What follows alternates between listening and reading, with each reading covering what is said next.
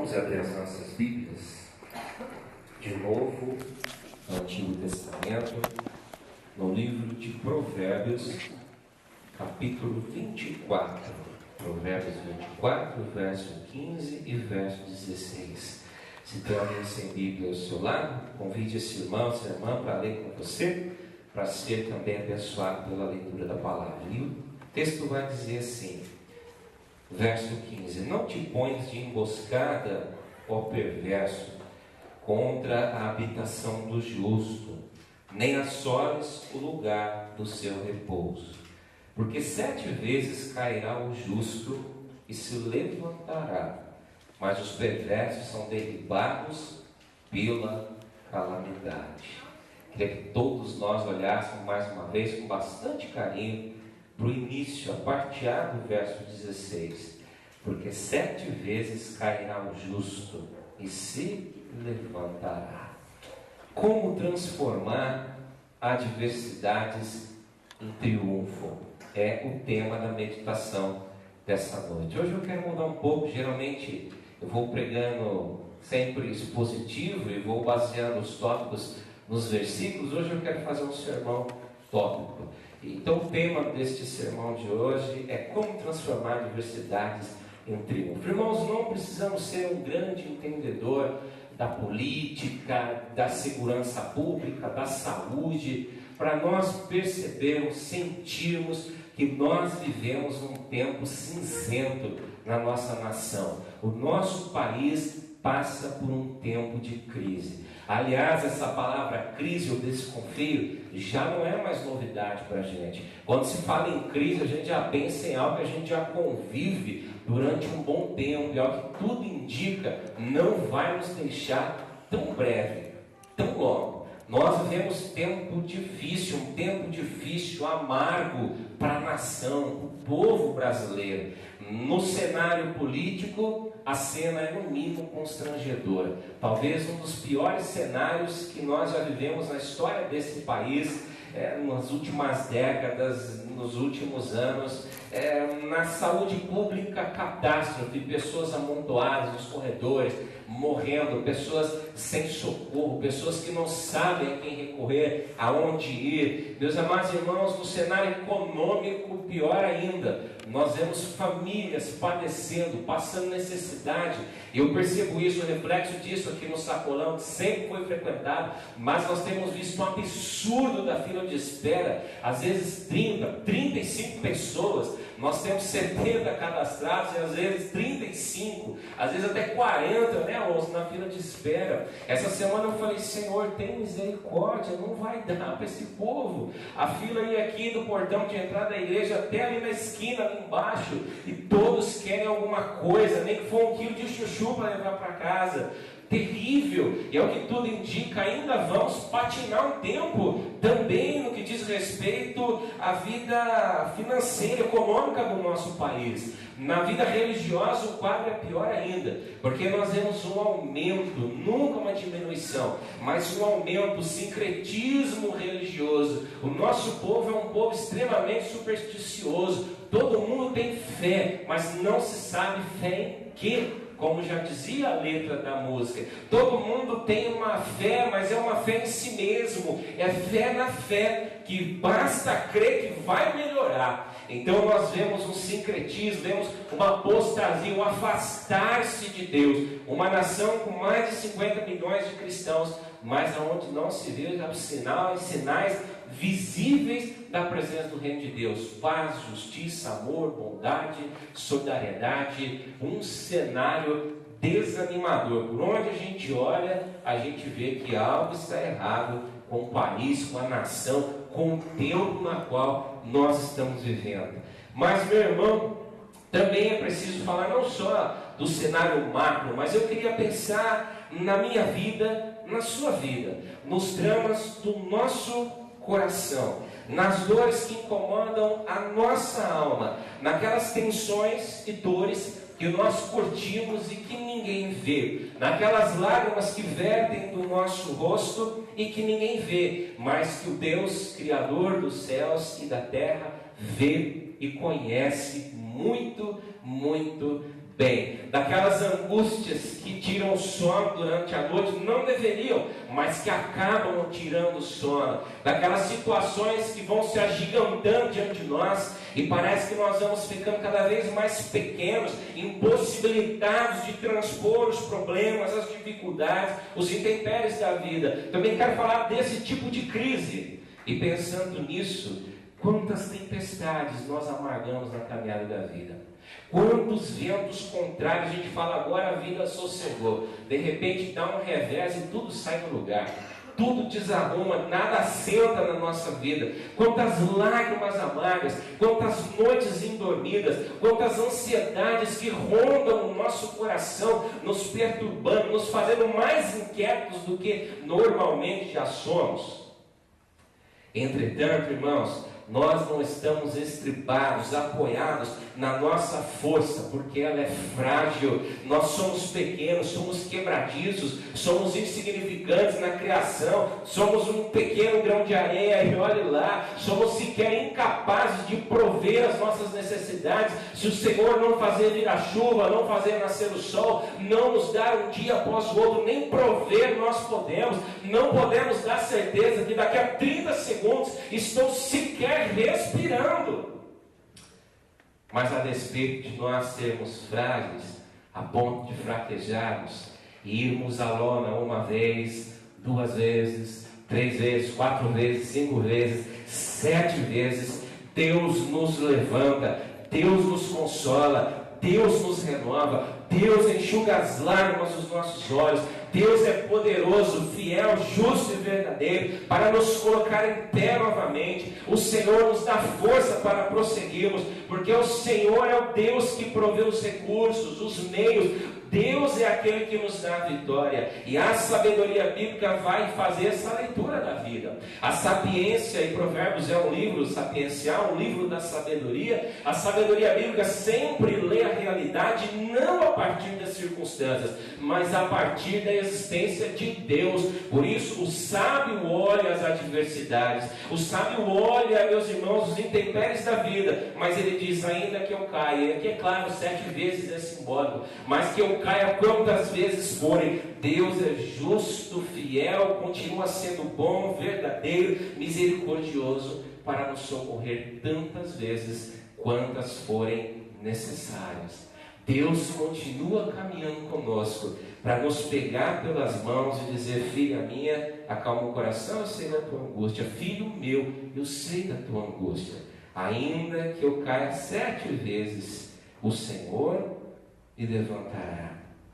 Nós podemos, meus irmãos, declarar como Paulo, quando ele diz: tudo posso naquele que me fortalece. Mas o mais bonito nesse versículo não é o fim, o tudo posso naquele que me fortalece, mas é o que eu tudo posso com Deus. E Paulo vai dizer antes do tudo posso o seguinte: sei o que é passar necessidade, sei o que é ter fartura. Aprendi o segredo de viver contente em toda e qualquer situação, seja bem alimentado, seja com fome, tendo muito ou passando necessidade. E aí vem a afirmação de fé: tudo posso naquele que me fortalece. Nós podemos, meus irmãos, orar como Paulo novamente, 2 Timóteo 1,12: por essa causa também sofro, mas eu sei quem tenho crido, e estou bem certo que Ele é poderoso para preservar, guardar o meu tesouro até o dia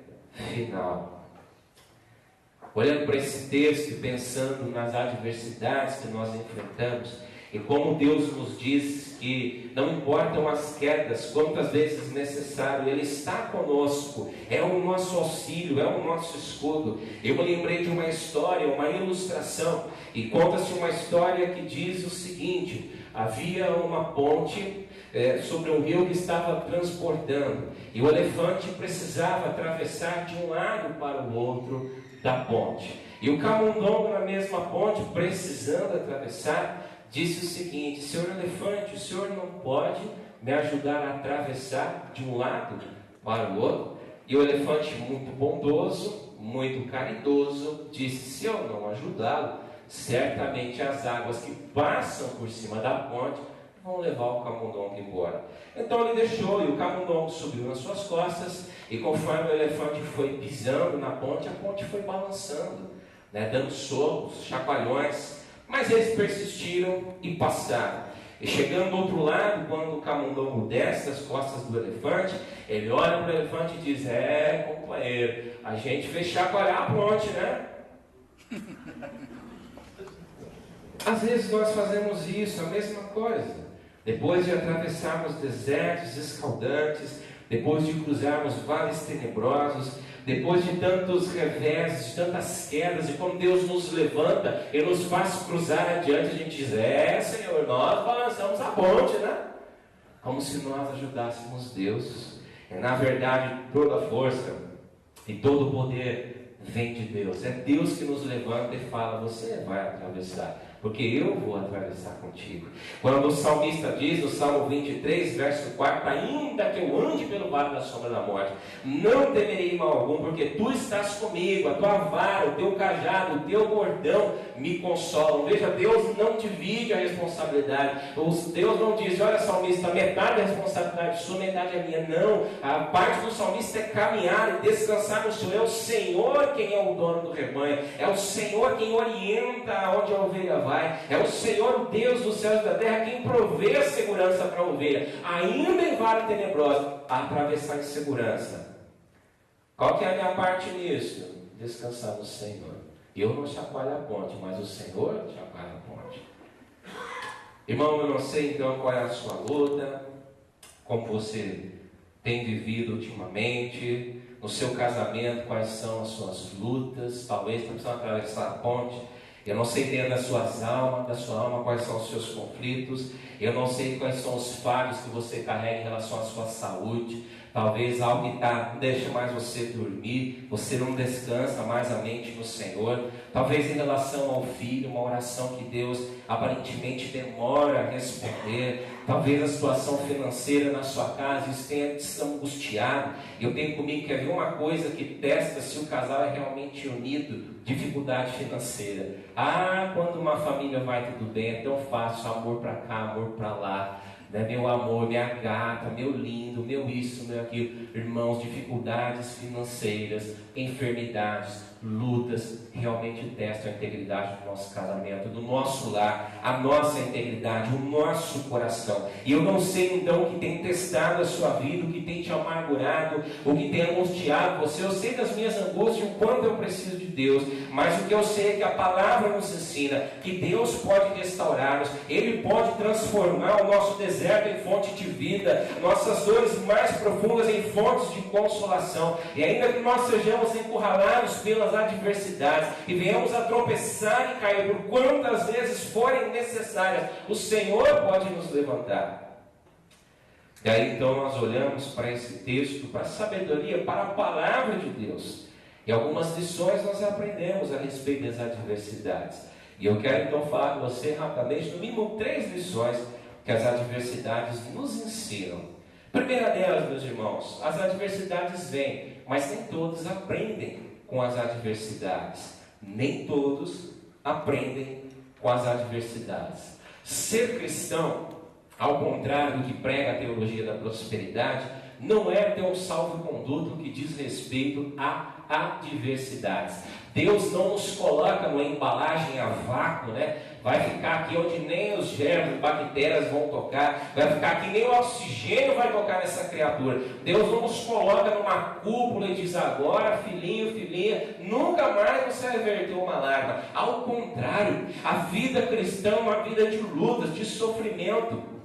O Evangelho diz, meus irmãos, que nós somos como ovelhas enviadas aos lobos. O sofrimento, as perdas, o choro, a angústia, a lágrima, as adversidades fazem parte da vida. Nós neste mundo passamos por adversidades. A vida não é uma experiência indolor. A vida traz dores, a vida traz angústias, a vida traz adversidades.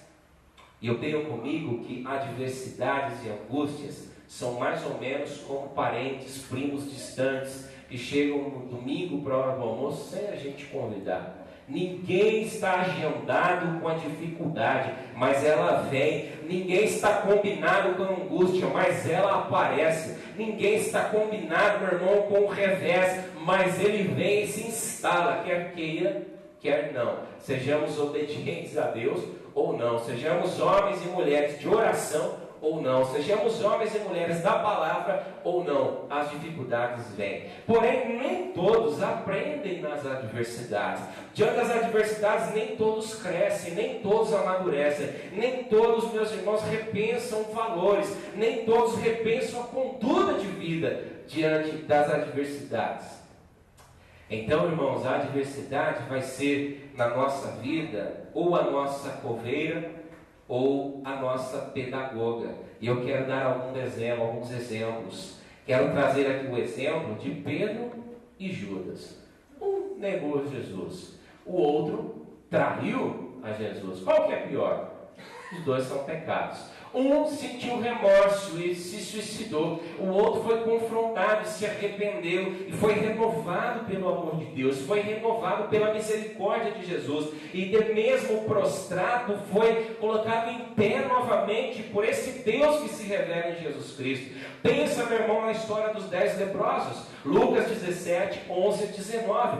10 foram curados, mas só um voltou para se prostrar aos pés de Jesus. E esse um que voltou foi salvo pelo Senhor, foi abençoado com a vida eterna pelo Senhor Jesus Cristo. Quero que você pense comigo nessa noite na história de Eliseu e Geazi, 2 Reis, capítulo 6, verso 8 ao verso 17. Essa história é fantástica, e talvez você não se lembre. A história diz o seguinte: o Israel estava em guerra contra os sírios. E o rei da Síria, toda vez que ele montava um acampamento para fazer uma emboscada contra Israel, contra o exército de Israel, Deus revelava para o profeta Eliseu. O profeta contava para o rei e a emboscada nunca dava certo.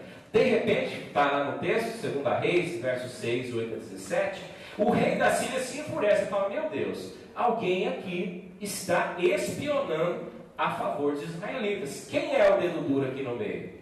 E os homens, já conhecendo a fama do profeta Eliseu, disse: Senhor, ninguém aqui é traidor do bando. Acontece, quando a gente arma emboscada, Deus revela para o profeta lá, e o profeta fala para o rei, e a nossa emboscada nunca dá certo. E o rei da Síria diz assim: então vocês peguem um destacamento militar, vão lá buscar esse homenzinho de Deus e traz ele aqui que a gente vai dar cabo dele. Vão lá, se ele é o problema, então vamos acabar com o problema. Levem o exército, façam o que for preciso e traz esse tal de Eliseu aqui.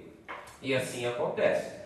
E quando o exército sírio está marchando, e eles cercam a aldeiazinha onde Eliseu estava acampando, estava habitando, o moço do profeta, e moço do profeta no texto significa o aprendiz. Era muito comum naquela época os grandes profetas terem escolas de aprendiz. Então aquele que queria seguir o profeta deixava sua casa, sua parentela, os seus recursos e se dedicava a fazer o ministério junto com os profetas. Isso era muito comum. Então esse aprendiz de profeta sai pela manhã. Eu imagino um cara saindo do seu casebre, né, da sua tenda, do seu lugar de habitação, dando aquela espreguiçada. O texto diz pela manhã, e quando ele olha para o horizonte, ele vê o exército sírio marchando, o estrondo da bota dos soldados, a poeira no horizonte, e meu irmão, obviamente ele entra em pânico, e ele volta e fala: Eliseu, nós estamos perdidos, o exército assírio cercou o lugar, agora não tem como escapar. Eliseu, daqui a gente não sai, a coisa ficou feia, não tem para onde correr. Eu acho maravilhoso a resposta do profeta. Ele diz assim: calma, filho, maior é o que está conosco do que os que estão lá fora. E ele ora. Eu não sei se você se lembra da oração de Eliseu a respeito de Geazi nesse momento. Ele fala: Senhor, abra os olhos desse moço para que ele veja o Senhor. E o menino sai de novo, e quando o menino olha, o texto diz que agora ele não vê o exército assírio, mas ele vê cavalos de fogo, ele vê, irmãos, um exército celestial ao redor de Eliseu, ao redor deles mesmos. Um viu a dificuldade, a derrota iminente, a sua vida, as suas expectativas sendo rechaçadas pelo inimigo. O outro viu a solução, o outro focou Deus, o outro focou o socorro de Deus. Um olha e diz, nós vamos ser massacrados. O outro olha e diz, a vitória está a caminho, porque Deus é por nós. Eu vou orar, você vai lá e vai olhar de novo. Vai lá ver agora. Deus é por seus olhos. Sai de novo e olha de novo. É uma questão de perspectiva. E eu pergunto, para onde você está olhando nas adversidades? Aonde está a sua confiança? No braço da carne ou no socorro de Deus? Aonde nós estamos? Para onde temos olhado em nossas adversidades? O salmista do Salmo 121, verso 1 diz assim, de onde virá o meu socorro? E a impressão que nós temos é que ele está em angústia profunda, mas Deus o consola e ele mesmo responde, o meu socorro vem do Senhor, porque o Senhor criou os céus e criou a terra. Irmãos, nós precisamos aprender com as adversidades da vida, precisamos mudar a nossa perspectiva e encarar as adversidades com os olhos da fé. A história de um pai bêbado, êmbrio, que morreu, esse texto me faz lembrar essa história também, e 2 filhos havia, e um se tornou um marginal e acabou sendo preso, um homem êmbrio, um homem sem futuro, sem perspectiva. O outro se tornou um empresário na sua sociedade, um homem bem quisto, um homem de uma posição elevada, e alguém se intrigou com a história e foi entrevistar os dois, e disse ao primeiro, aquele que estava preso, olha, como você veio parar aqui? Ele disse, olha, com o pai que eu tinha, com o exemplo que eu tive, não podia dar coisa boa, eu só podia vir parar aqui. E entrevistando o outro irmão, ele falou, como você chegou aqui? Ele disse, olha, com o pai que eu tive, com o exemplo que eu tive, eu não podia estar em outro lugar a não ser aqui. Tudo é questão de perspectiva. Deus diz, ainda que você tropece, caia 7 vezes, e volta a dizer 7 aqui é simbólico. Aliás, o Novo Testamento usa muito o símbolo 7, né? Dentro do pensamento judaico, 7 é sempre o símbolo da perfeição. O que diz aqui é que quantas vezes forem necessárias, esse é o Deus que levanta e abre os nossos olhos para a gente enxergar o socorro do Senhor, para a gente enxergar a provisão do Senhor, enxergar o cuidado do Senhor, enxergar o Deus, irmãos, que mesmo sem rufar tambores, continua trabalhando no silêncio, de forma artesanal, mas perfeita, de forma abençoadora, de forma fiel. Segunda coisa que a gente aprende com esse texto, nós precisamos mudar de atitude diante das adversidades. Interessante, irmãos, a crise é uma encruzilhada. E o que vai fazer a diferença é se você vai para a direita ou vai para a esquerda. A vitória, o fracasso, a amargura ou a tranquilidade de coração na adversidade tem a ver com a atitude. E me permita novamente trazer um exemplo bíblico. A Bíblia diz que num tempo de crise, de seca, de calamidade, Isaac resolveu semear no deserto. No deserto. Onde todos diziam, aqui nada se colhe, aqui nada é possível plantar, aqui nada, meu irmão, vai para frente, nada frutifica, nada dá fruto nessa terra, esse lugar é estéril, aqui não tem jeito, aqui não vai, é ali que ele semeia, e a Bíblia diz que ele colhe a 100 por 1, é ali que Deus resolve abençoá-lo, é ali que Deus resolve mudar a sorte de Isaac, não por méritos de Isaac, mas porque Deus é bom em todo o tempo e pode fazer florescer no deserto. Quais são as nossas atitudes diante das adversidades? Quero trazer à sua memória um outro exemplo, Atos 16, versos 19 a 34, Paulo e Silas na cidade de Filipos. O texto diz que eles pregaram, e uma moça que era possessa por um espírito imundo, usada pelo diabo, pelo inimigo, era uma adivinha, era uma espécie de uma cartomante na cidade, foi liberta do espírito maligno que lhe possuía. E quem trabalhava com aquela moça, vamos dizer assim, os empresários daquela moça, se chatearam, falaram, puxa vida, a gente ganhava dinheiro com essa mulher, agora não tem mais espírito imundo, não tem adivinhação, como que a gente ganha dinheiro com essa mulher agora? Então aqueles homens vão às autoridades e eles falam, olha, olha, o negócio é o seguinte, esses caras que estão falando em nome de Jesus, estão fazendo tumulto. Olha o que eles fizeram, já estão transtornando aqui as nossas coisas, estão abalando aqui o nosso mundinho. E aí o resultado, as autoridades chamam Paulo e Silas, e o texto diz que eles são açoitados com vara. Meu irmão, não sei você, mas eu me lembro na época de infância, quando a minha mãe me dava uma cintada. Aliás, a mãe não doía tanto, mas quando o pai dava uma cintada, uma só, a primeira vez que a minha mãe me bateu com uma varinha nas pernas, Senhor amado, eu não sei se você apanhou de varinha, mas no interior isso era muito comum. A mãe passava a mão num galho qualquer lá, de uma coisa, de uma árvore, de qualquer coisa, e chulé, uma ou duas, só bastava isso.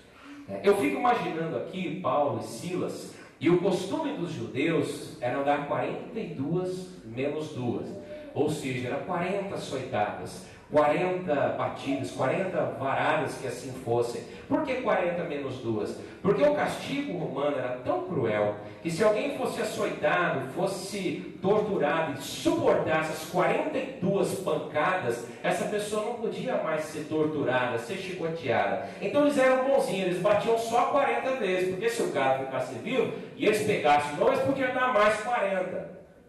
Mas eu fico imaginando, Paulo e Silas não deviam nada a ninguém, foram presos injustamente, e eles podiam ter tudo então para se encolerizar, dizer: Senhor, se o Senhor fosse bom, o que nós estamos fazendo nessa cidade de Filipos? Senhor, onde já se viu acontecer conosco? Missionários do Senhor, homens de Deus, mal algum fizemos, não devemos nada a ninguém. Eles tinham tudo para entrar naquela prisão amargurados, meu irmão, murmurando, blasfemando contra o próprio Deus. Mas o que me surpreende é a atitude diante das adversidades, porque o texto diz lá em Atos 16, 19 em diante, que por volta da meia-noite, depois de apanharem, depois de serem humilhados, com as costas sangrando, amarrados pelos pés, num calabouço imundo, por volta da meia-noite, alguém decide começar a louvar.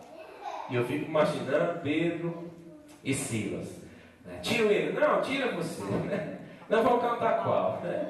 Basta que me toque, Senhor. Já pensou? É claro que não tinha esses hinos na época, né? Mas eu me lembro desse hino, né? Basta que me toque, Senhor.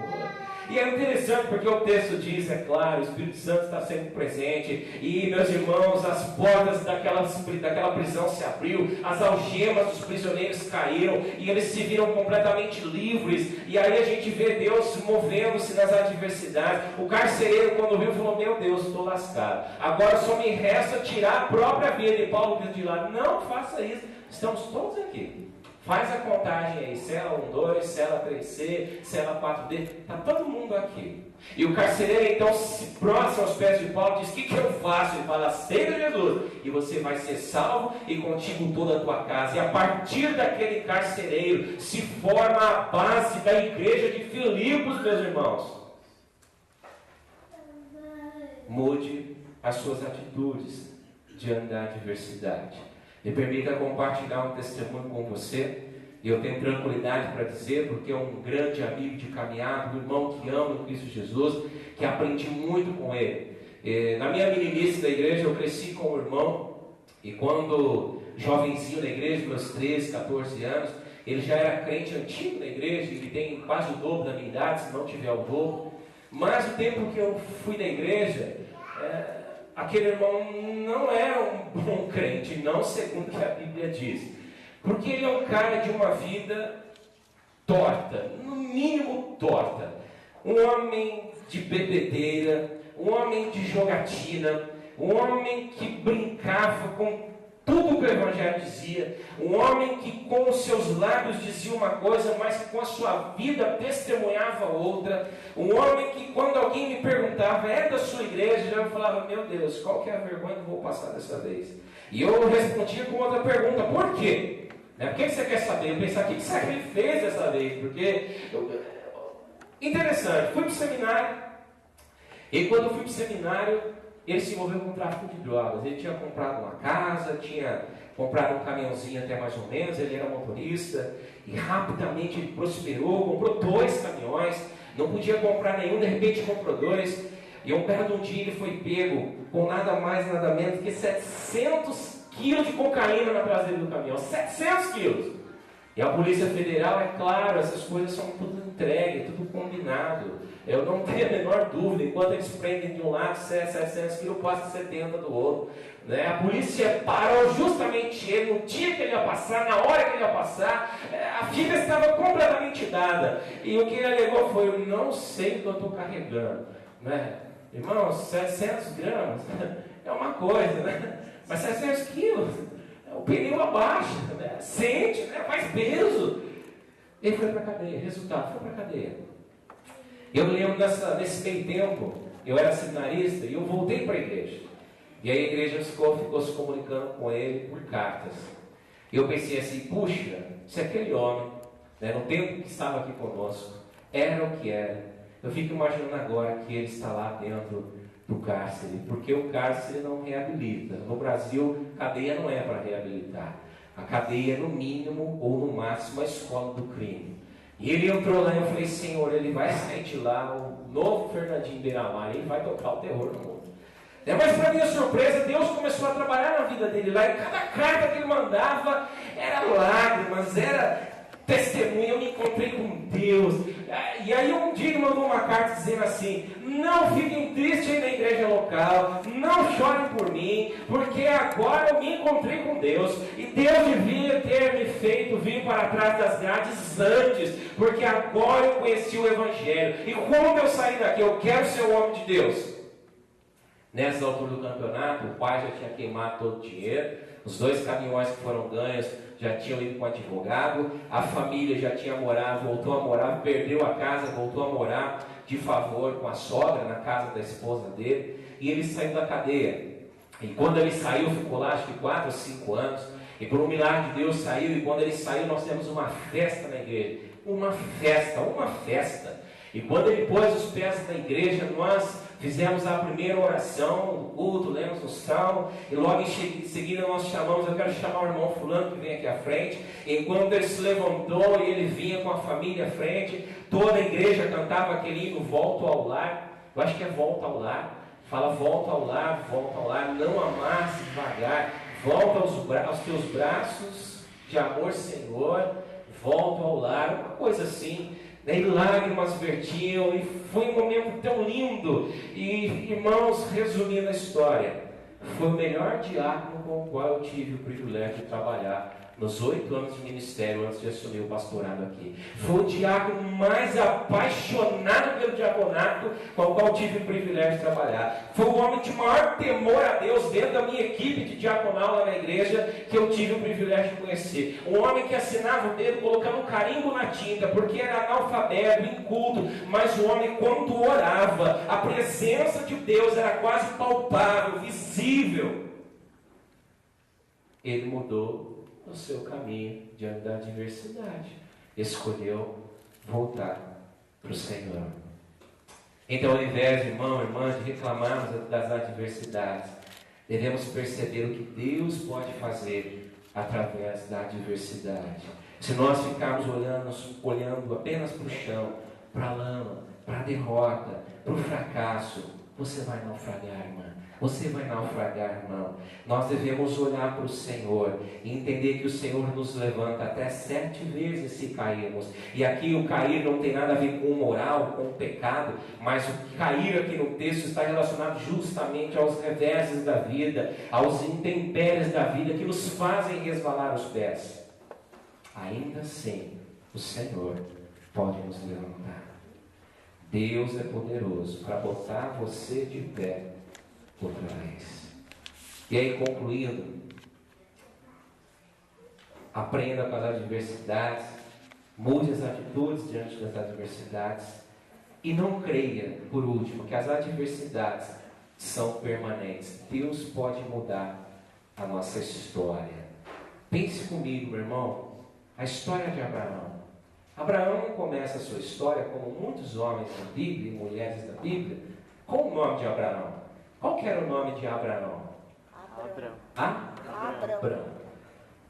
Mas Deus chama esse camarada chamado Abrão e faz algo inusitado. Fala: Abrão, de hoje em diante você não é mais Abrão. Você é Abraão. E Abraão, a gente sabe bem, porque você é um bom aluno de escola dominical, tem um significado leve, né? Light. O pai de multidões. Ótimo, até aí tudo bem. Só que Abraão não tinha um filho sequer.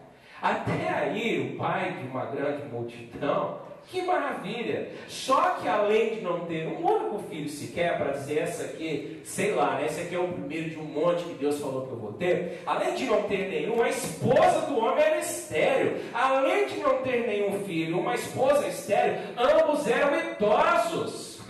Parece que Deus às vezes tem um senso de humor que joga com a situação. Pera aí, né, um velho desse, uma senhora dessa, já não estão mais na fase de ter filho, longe de ter filho esse tal de Abraão, que agora está metido dizendo que é Abraão, pai de uma multidão.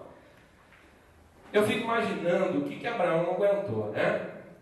E aí, Abraão, tudo bem, tudo bem? E aí, os filhos, quantos já tem? Nenhum. E aí, Abraão, como é que vai? Quantos? Nenhum. Eu tenho a impressão que chega um momento que o próprio Abraão acha que esse negócio é sandice, é loucura. Ele fala, não, Deus se equivocou.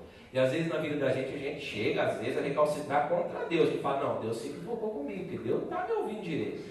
Deus não está cuidando direito dessa situação. Acho que Abraão, ele crê que Deus se equivocou. Ele fala assim, chama a esposa dele e fala, mulher, Deus é cheio de boa intenção, mas de boa intenção não basta. A gente já está ficando idoso demais. Abraão tinha quase 100 anos, vamos lembrar. Deus não vai fazer esse negócio, então vamos dar uma ajuda para Deus. E a gente faz as coisas darem... A gente piora a situação que está ruim quando a gente acha que tem que ajudar Deus. E qual que é a ajuda que Abraão e Sara resolvem dar para o plano de Deus dar certo? Alguém chamado Agar. Lembra dessa história? Era quem que é Agar? Concubina, você também é bom de escola dominical, você vai saber. Era a concubina de Sara. Chama a mulher e fala assim, o negócio é o seguinte, você vai entrar num projeto nota 10. Esse homem era Abrão, Deus mudou para Abraão, o pai de uma grande nação, só que não tem nenhum filho, nós dois somos dois velhos caducos, o negócio está feio, já virou chacota, então você vai ter um filho com ele, está liberado, pode ir lá e vai conceber um filho com o homem. E nasce o filho se chama? Ismael. Isaac é aquele lado que a gente sabe, né? Todos os povos semíticos lá do lado de Israel são descendentes de Isaac, o Deus de Abraão, Isaac e Jacó. Todos os outros povos que estão ao redor jogando bomba em Israel são descendentes de Ismael. Às vezes a gente acha que vai durar para sempre. Às vezes a gente quer ajudar até Deus a resolver. Deus não precisa da nossa ajuda, irmãos. Deus não precisa da nossa ajuda. Deus não erra o tempo, Deus não erra a mão. Ainda que o choro dure uma noite, a alegria vem pela manhã. Eu creio nisso em nome de Jesus. Eu fico pensando no caso de Paulo, o apóstolo, perseguidor, e com isso eu encerro. O homem violento, sanguinário, que matava a fio da espada. Matar a fio da espada, não floreia a palavra de Deus. Matar a fio da espada era decolar, era cortar. Da espada só tinha dois jeitos. Ou era a ponta que você enfiava no outro, ou era o fio que você cortava o outro com o fio. Quando passava a fio da espada, o que você imagina que Paulo fazia? Com certeza não era te batiza em nome do Pai, do Filho e do Espírito Santo. Te nomeia o ser... passar fio da espada, sangue jorrava. Ele era um perseguidor. Meu irmão, quando o primeiro mártir da igreja morre, Estevão, Paulo estava lá, e a Bíblia diz que ele consentiu na morte. Ou seja, homem sanguinário, homem violento. Em determinado momento ele pede carta para invadir a casa dos cristãos. Ou seja, ele pede autorização de Roma para poder usar as estradas de Roma, para transitar livremente e pegar quem ele quisesse e matar quem ele quisesse. E numa dessas indas e vindas, literalmente acontece o que com Paulo? Ele cai do cavalo. Você já sabe a história. Vem aquela cegueira, ele vai lá na casa de Ananias, ele ora e tal. Ninguém queria receber o homem. Eu não sei se eu receberia Paulo. Não sei se eu receberia Paulo. E eu fico imaginando Paulo, né? Imaginava Paulo um homem forte, um homem robusto. Lá no seminário, era um parênteses, eu tive contato com o livro, o Evangelho Apócrifo, e você já sabe o que é apócrifo, porque outros professores ensinaram isso aqui para você. Há um Evangelho Apócrifo chamado assim, os Atos de Paulo e Tecla. E lá nesse Evangelho Apócrifo, descreve Paulo da seguinte forma: um homem de pequena estatura, gordinho, calvo, de nariz levemente arqueado. Desmontou o meu Paulo forte e poderoso. Eu falei, meu Deus, o Paulo é mais feio do que eu, né? Gordinho, baixinho, calvo, nariz arqueado. Eu falei, era um velho implicante que queria matar os cristãos. Mas é o seguinte, quem que recebe Paulo lá, na igreja de Jerusalém? Todo mundo vai embora, né? Um lembra que tinha água para o gato, o outro água para o cachorro, o outro esqueceu a janela da casa aberta. Sumiu todo mundo. Quem que ficou lá? Quem, Rosane? Ela não sabe. Quem? Pedro. Quando Paulo converteu-se a Cristo, lhe faltou um amigo. Como é que diz a letra da música? Barnabé. Barnabé chega a falar, não. Fica tranquilo, gente. Esse cara que enfiava a espada na barriga dos crentes, agora se converteu. Não, mas quem se converteu lá? Não ficou um lá. Não ficou um. E Paulo queria ser líder na igreja, mas sabe o que acontece? Ele tem que fugir de Jerusalém, porque houve um levante lá, e se ele não foge, eles iam dar cabo da vida dele, de forma humilhante, irmãos, como se fosse um monte de roupa suja. Eles colocam ele num cesto e descem ele pela muralha, não no dia, mas na calada da noite, como um ladrão tivesse que fugir. Eu fico imaginando do lado de lá a gente segurando a porta e descendo, esse velho gordinho, calvo, de nariz arqueado. Vai descendo, de lá ele foge, ele vai embora. Ele não queria ir embora, mas ele teve que ir embora. Ele volta para Tarso. Tarso era o quê? De onde Paulo vem? De Tarso. Paulo volta para casa. Eu fico imaginando Paulo voltando para casa. Peraí, olha só. Não é mais fariseu, não é mais judeu, mas também não é aceito entre os crentes. Olha que aberração. O que faz com esse homem chamado Paulo agora? E sabe quanto tempo demora entre essa saída, essa fuga de Jerusalém e o início da primeira viagem missionária de Paulo? Sabe, fazendo um mapeamento aí do texto bíblico, sabe quanto tempo demora?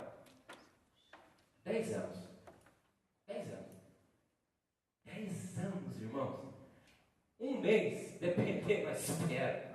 É uma big espera. Se vocês já ficaram grávidos, vou colocar o homem e a mulher aqui num balaio. Eu não sei você, mas esperar o Arthur 9 meses. Ai, Jesus Cristo poderoso, Deus do universo. Né? Olha, esperar o resultado de um exame que o médico fala assim, ixi, esse negócio é sério, hein? Você faz o exame na sexta, abriu o exame na quarta-feira, parece 40 anos de espera. Ah, meu Deus do céu, é terrível. Eu fico imaginando o Paulo, 10 anos no ostracismo total. O homem que era uma máquina de pensar, versado, meu irmão, em toda a filosofia helênica, um homem de uma retórica impecável, intocável, um homem recheado de todo tipo de filosofia helênica de um lado e de todo tipo de filosofia hebraica do outro, um misto do melhor dos dois universos, coroando a tudo isso um cidadão romano, um homem que ninguém podia tocar nele, que ele andava a hora que ele quisesse, aonde fosse, porque ele era romano, era privilegiado. Mas agora, 10 anos de ostracismo. Quem é Paulo? Sumiu na história. Mas o que era um aparente fim foi o começo. E Deus vai lá em Tarso e fala, agora sim, você abaixou a crista, né? Você reviu, repensou, você escolheu o caminho certo na adversidade, agora você vem. Eu vou te mandar para as nações. A gente sabe a história. E hoje, muito provavelmente, eu e você estamos aqui nessa igreja, lendo essa Bíblia, porque Paulo rompeu com todas as barreiras, com todo o cerimonialismo do judaísmo. E nós estamos aqui hoje para a glória de Deus. Então, irmãos, não há diversidade que dure para sempre. Não há período de ostracismo que dure para sempre. Não há esquecimento que dure para sempre. Não há, meu irmão, mágoa que possa perdurar para sempre. Não há revés que fique para sempre. E ele vem, mas ele tem fim. Ainda que eu caia 7 vezes, o Senhor me levantará. Que nessa noite, então, você coloque mais uma vez as suas angústias e adversidades diante de Deus. Ai, Franco, mas eu não aguento mais. Levanta e cai, levanta e cai. Pois é, eu também às vezes não. Mas a boa notícia é que um dia, nós vamos estar com Ele na glória. E lá, meu irmão, você não cai nunca mais. E lá, a gente não chora nunca mais. E lá, a dor não dói nunca mais.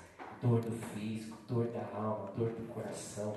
Lá o sentimento de solidão que faz você chorar, vai embora. Lá as dúvidas a respeito do amanhã se dissipam. Então aqui, ainda que a gente caia, enquanto não chegamos lá, o Senhor vai te levantar quantas vezes forem necessárias.